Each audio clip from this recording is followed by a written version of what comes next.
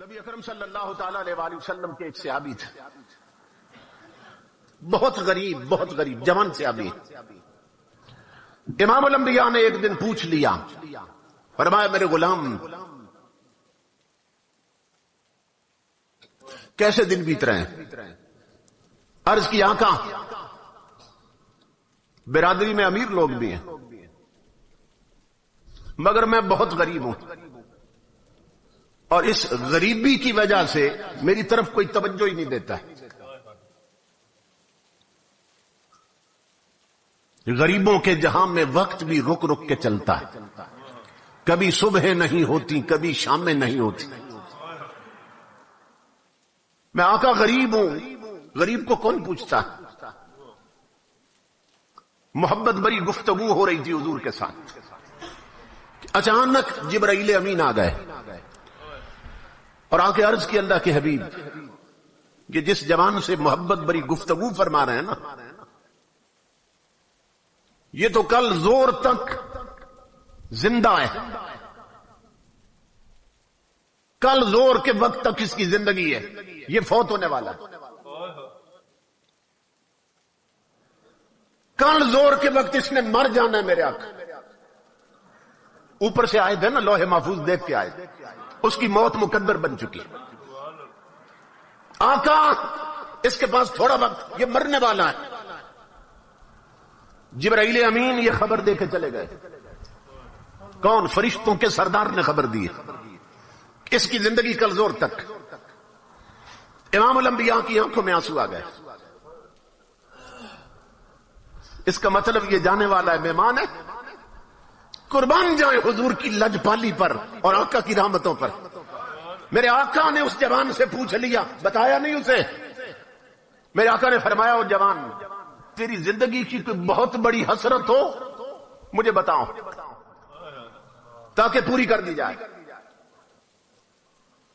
اس کی آنکھوں سے آنسو بہہ نکلے۔ عرض کی اللہ کے حبیب غریبوں کی حسرتیں کیا پوچھتے ہیں؟ ہزاروں حسرتیں ایسی کہ ہر حسرت پہ دم نکلے۔ آقا جب سے آنکھ کھولی ہے غریبی ہی دیکھی ہے۔ اتنا غریب رہا ہوں میرے آقا کہ میں زندگی میں کبھی میٹھا نہیں کھا سکا۔ میرے آقا آپ نے پوچھ لیا تو اب عرض کرتا ہوں، دو حسرتیں ہیں جو زندگی بھر پریشان کرتی رہی ہیں، لیکن غریبی نے ایسے پنجے گاڑے تھے کہ وہ حسرتیں پوری نہ ہو سکی۔ امام الانبیاء نے فرمایا کیا؟ عرض کی آقا ایک تو زندگی میں کبھی میٹھا نہیں کھایا، اور دوسری حسرت یہ تھی آقا میں جوان بھی ہوں، آپ کا غلام بھی ہوں، کاش کوئی نیک بیوی مجھے مل جاتی، کوئی شریک زندگی مل جاتی، کوئی زندگی کا اچھا ساتھی مل جاتا۔ میرے آقا میری طلب تھی، مدینے والے سو رہے ہوتے اور وہ زندگی کا ساتھی اور میں مصلی پہ رو رہے ہوتے، کوئی ایسی بیوی ملتی شریک زندگی، ہماری راتیں مصلی پہ بیت جاتی، آقا مل کے آپ پہ درود پڑھتے، مل کے اپنے رب کو مناتے، کوئی نیک شریف بیوی مل جاتی۔ مگر غریبی نے ایسے پنجے گاڑے ہیں کہ نہ کوئی رشتہ دیتا ہے اور نہ کبھی میٹھا کھا سکا۔ قربان جائے حضور کی رحمت پر۔ امام الانبیاء نے فرمایا بلال عثمان غنی کو بلاؤ، صدیق اکبر کو بلاؤ، حضرت علی المرتضیٰ کو بلاؤ۔ اصحاب کو بلایا حضور نے اور اس جوان سے پوچھا تیری نظر میں کوئی رشتہ ہے؟ اس نے عرض کی آقا میرے چچا کی جوان بیٹی ہے، نیک بھی ہے شریف بھی ہے مگر غریبی کی وجہ سے توجہ نہیں کرتا۔ امام الانبیاء نے اس کے چچا کو بلایا، فرمایا تیاری کر، اپنی بیٹی کو جا کے دلہن بنا، اسی وقت میں نے تیری بیٹی اسے دے دی ہے، ابھی رخصتی ہونی، ابھی نکاح ہونا ہے۔ عثمان غنی کو فرمایا، حضرت علی المرتضیٰ کو فرمایا جاؤ ان دونوں کے لیے کپڑے لاؤ۔ کسی صحابی کو فرمایا برتنوں کا انتظام کرو، کسی کو فرمایا چارپائیاں لاؤ، کسی کے ذمہ چادریں لگا دی حضور نے۔ سارا جہیز اکٹھا کر لیا حضور اور عثمان غنی کو فرمایا اس کے لیے ایسا حلوہ بناؤ جو کبھی نہیں بنایا ہوگا، قربان جائیں کہ کل اس نے چلے جانا ہے، آج دونوں حسرتیں پوری کر دو اس کی۔ اتنا بھلا تو ماں نہیں چاہتی جتنا حضور چاہتے ہیں۔ امام الانبیاء کے غلاموں، مسجد نبوی میں اس کا ابھی حضور نے نکاح پڑھا دیا۔ ایک صحابی سے فرمایا تیرا گھر خالی ہے، تو اسے دیتا ہے؟ اور اس کی آقا قربان فرمایا اس گھر میں اس کی بارات لے جاؤ، دلہن بھی پہنچاؤ، حلوہ بھی پہنچاؤ، سامان بھی پہنچاؤ۔ امام الانبیاء کے غلاموں، سب کچھ پہنچ گیا۔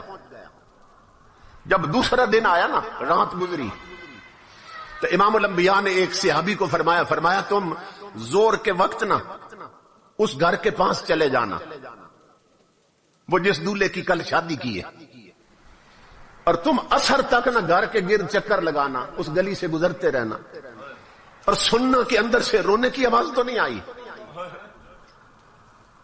اور جو ہی رونے کی آواز آئے مجھے بتانا ہے تمہیں آ کے۔ تاجدار انبیاء کے غلاموں، وہ صحابی عصر تک وہاں رہے۔ گلی میں جب جائے اندر سے ہنسی کی آواز آئے، خوشی کی آواز تو آئے، رونے کی نہ آئے۔ عصر کا وقت ہوا، وہ حضور کی بارگاہ میں حاضر ہوئے۔ امام الانبیاء نے فرمایا میرے غلام کیا خبر ہے؟ عرض کی آقا وہاں تو کوئی رونا نہیں ہے، اندر سے تو ہنسی کی آواز آ رہی، اندر سے تو خوشیاں پنپ رہی۔ امام الانبیاء سجدے میں گرے، مولا یہ کیا راز ہے؟ جبریل فرشتوں کا سردار ہے، اس نے خبر دی تھی کل زور کے وقت جوان نے فوت ہو جانا ہے، اور ابھی تک وہاں رونے کی آواز نہیں آئی، اندر خوشیاں ہنسی ہیں۔ مولا کیا راز ہے؟ اللہ رب العزت نے آواز دی میرے حبیب مجھے اپنی عزت کی قسم جو جبریل نے بتایا تھا سچ بتایا تھا، تقدیر یہی تھی آج اس جوان نے مر جانا ہے، زور کے وقت فوت ہونا ہے، لیکن میرے حبیب جب آپ نے اس کی شادی کر کے سامان بھیجا، کھانے کا انتظام بھی آپ نے کیا تھا، جب آپ نے کھانا بھیجا نا تو عشاء کے وقت دلہا دلہن نے جب دسترخوان لگایا کھانے کے لیے، میرے حبیب ادھر وہ لقمے توڑنے لگے، ادھر دروازے پر کسی بھوکے نے آواز دے دی،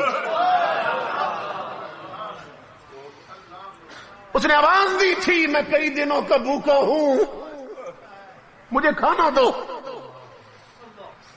جسے آپ نے دولہا بنایا تھا اس نے دلہن سے کہا، اس نے کہا میرے لیے یہی کافی ہے، مجھے تیرے جیسی شریف بیوی مل گئی، یہی کافی ہے کہ تیرا نکاح حضور نے میرے ساتھ کیا، تو اگر تو اجازت دے تو یہ سارا اٹھا کر فقیر کو نہ دے دے۔ اللہ رب العزت فرما رہا میرے حبیب جو میٹھا اس نے کبھی نہیں کھایا تھا آج ملا وہ بھی اس نے میرے نام پہ دے دی۔ تو جب روٹی اور حلوہ پہنچا نا فقیر کی جولی میں، فقیر نے ہاتھ اٹھائے، مولا ان کی خوشیاں سلامت رکھنا، اس جوڑی کو خوشیاں دینا، انہیں اولاد دینا۔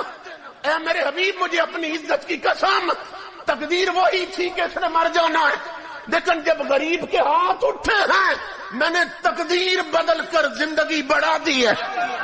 نعرہ تکبیر، نعرہ رسالت، نعرہ رسالت، نعرہ حیدری، تاجدار ختم نبوت، عظمت و شان مصطفیٰ کریم۔ سبحان اللہ سبحان اللہ۔ اس لیے میری ماں بہنوں بیٹیوں، میرے بزرگوں اور جوانوں، اڑوس پڑوس میں دیکھو کوئی بھوکا تو نہیں سو گیا، کوئی بیمار تو نہیں، دوائی کے لیے تو نہیں تڑپتا ہے۔